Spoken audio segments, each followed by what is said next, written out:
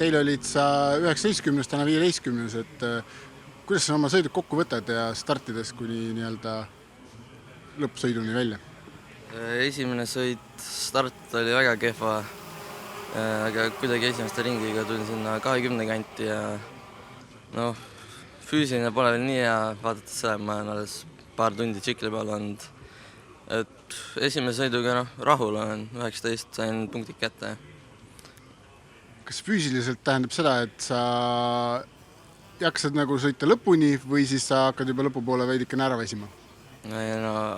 Ikka ei jõua lõpus midagi teha seal, et lõpus on põhimõtteliselt hästi kutu.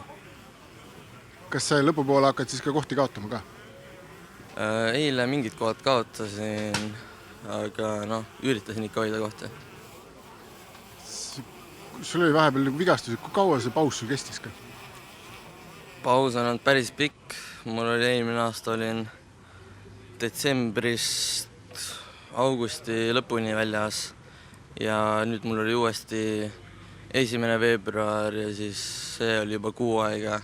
Siis sai käevigastus sai korda, läksin uuesti sõitma, paar nädalat sain sõita ja siis tuli uuesti käevigastus, on jälle kuu aega väljas ja nüüd siin nädal või 2 on sõitnud. Kas vahepeal kui vigastus on, kas sa teed mingit füüsilist trenni ka, et kui sõitmas ei käi? Ja ikka teen ratas käventamas ja jooksmas ja ise neid kodus harjutusi. Mis sul järgmised võistlused plaanis on ka? Plaanis on minna Densfeldi 2,5-sega sinna. Et seda siis nii-öelda Adakit sõitma? Jah. Ja seal nii-öelda ootused mitmenda koha peale? Alguses on ootused peale saada ja lõpuni sõita. Ja tänud, edu sulle!